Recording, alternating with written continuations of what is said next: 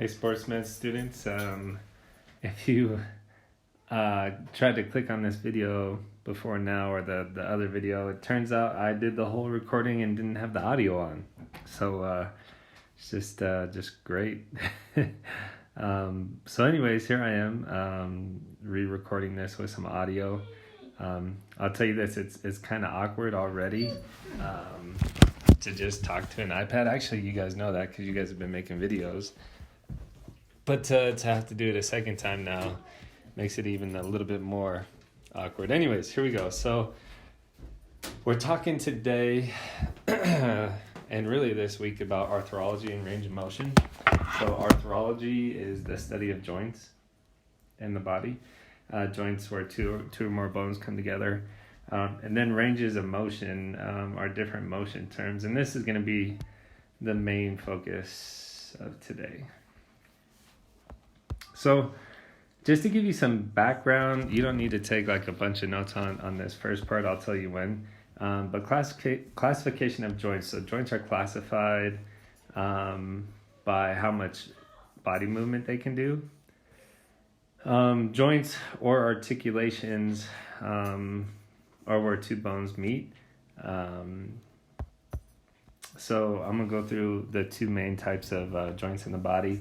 First, you have a synarthrosis joint, where the two bones are collected by a solid mass of connective tissue. These have little to no movement, like where your skull bones come together, or where your two pelvic girdles meet your sacrum, or where they meet each other at the pubic symphysis. Those are synarthrosis joints, and they have little to no movement. Diarthrosis joints, though, or synovial joints, I think that's more commonly what they're called, is connected by ligaments. It's surrounded by a joint capsule and filled with fluid for lubrication. Without that fluid, your body would, or your joints would probably have arthritis sooner than later. So diarthrosis joints are highly movable joints, like your shoulder and your knee. Then different types of diarthrosis joints. So you have like a ball and socket joint, which consists of a ball and a socket. These are the different ranges of motion that it can do, and we'll talk about that later.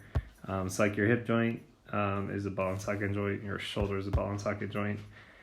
There's also hinge joints, like your elbow. See, like a hinge. And then you have a pivot joint, like your finger or the other part of your elbow. Or the other part of your elbow, where your radius and your humerus come together to supination, pronation. Those are pivot joints. So those are just that's like an introduction into the joints for you. But really what we're going to focus on today starts from here. So one thing I need to make clear, okay? So if you were talking to somebody and you were telling them to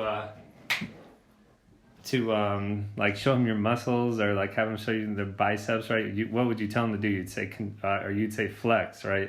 Flex your bicep, which is wrong because the actual motion like flexion occurs at the joints, not at the muscles. All muscles do is contract, right? So muscles do like isometric, concentric, and eccentric contractions, whereas the joints do like flexion and that sort of thing. Thought I better throw this on here if you remember that. So now we're going to go into, so this is the part that you need to know. You need to know these motions because when we learn muscles and we talk about functions, you're going to need to know what flexion of the elbow looks like and flexion of the shoulder looks like. If you don't, you're going to have a hard time realizing what these muscles do. So we're going to go through each of these, and then I have an app that kind of demonstrates the movement. All right. So flexion, right? Flexion, the definition is where you decrease the angle between two bones. Flexion can be abbreviated with a check mark. We'll talk about the exceptions later. And then extension could be like a backslash, and that increases. So flexion, typically all flexion, you're moving anteriorly, where this is usually posteriorly. except at the knee. Anyways, so flexion, you decrease the angle between two bones, and extension, you increase the angle between two bones. And now I'm telling you, this is typically one of my favorite parts of the class. So I would tell the class, okay, so what does flexion of the shoulder look like? And it's hilarious seeing students do what they think is like flexion of the shoulder. A lot of them, like, they're raising their shoulder up to their ear or something like that, but that's not quite it. Okay, so flexion.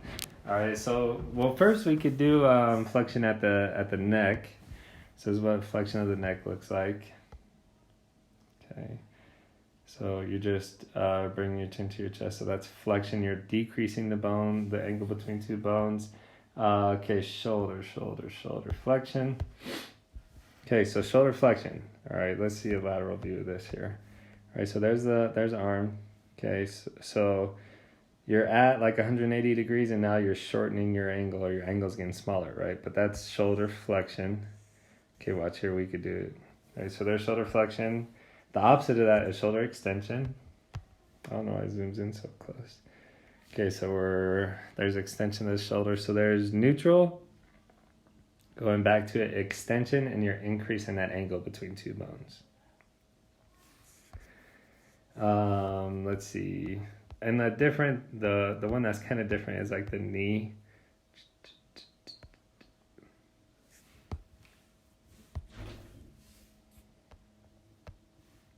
So there's knee flexion. I wish they had the whole body for this. Okay. Here's the lateral view. Okay, knee flexion. Good. And then you bring it forward into extension. Okay, knee flexion. There we go. Okay, so you guys got that. Okay. And now we're just going to do some of the joints. Later on in the PowerPoint, it tells you all the joints that do it. All right.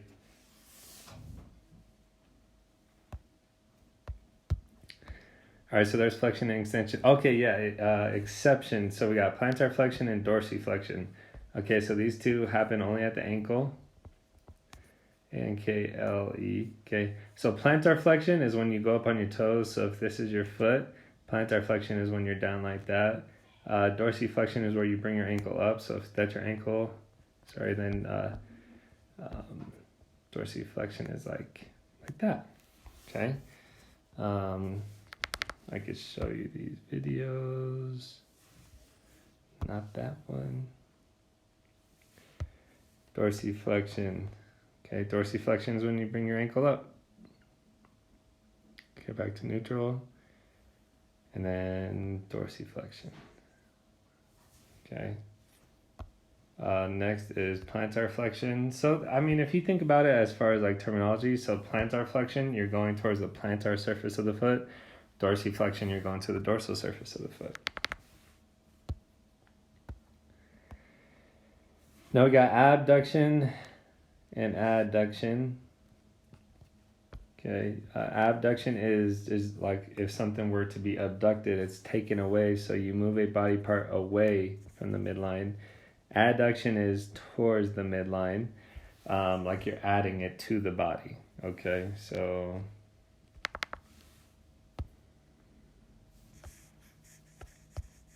let's look at like maybe hip. Okay, this is hip adduction. Okay, you're bringing it away from the body is abduction. Towards the body is adduction. Okay. Maybe do shoulder.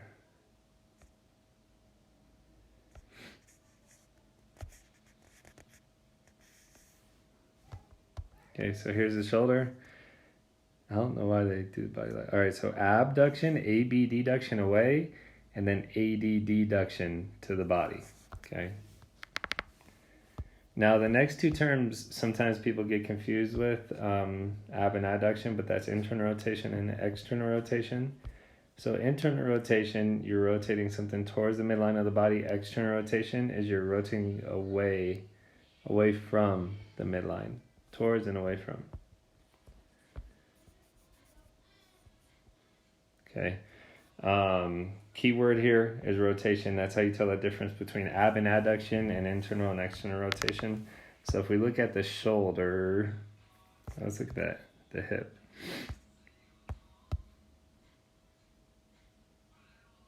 Let's see. So they call external rotation. I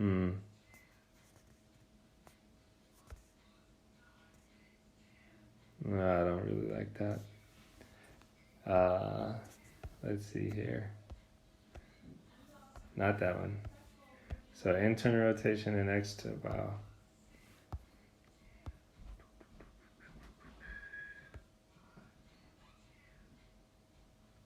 Where is the internal and external rotation? Medial rotation. So they call it medial rotation. But look, so internal rotation towards the midline, you're rotating towards. External rotation away from. Okay. Internal rotation, external rotation. So you're rotating it away from the midline towards the midline. Okay. Next, supination and pronation. So these occur at the elbow. And supination, so we got a couple things here. So supination is your palm is anterior, pronation your palm is posterior. So supination is like you're holding a bowl of soup.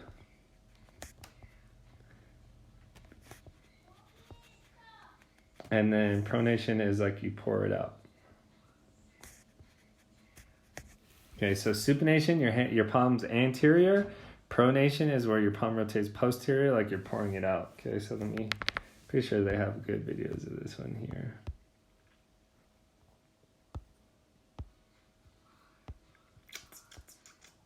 Here we go. All right, so supination, rotating palm anterior, holding a bowl of soup, and then pronation is when you pour it out. Okay, supination, and then pronation. Good. I know y'all got this. A little bit of extra credit. So these could also be body positions. So if you lay supine, you're on your back. If you're laying prone, you're laying on your stomach, like in video games and that sort of thing. And then the last two we're going to talk about today is inversion and eversion. So this is the ankle. Okay, inversion is the bottom of your foot medially. Like this is when you roll your ankle. And then eversion is just the opposite. Okay, so eversion versus inversion. Let's get to this.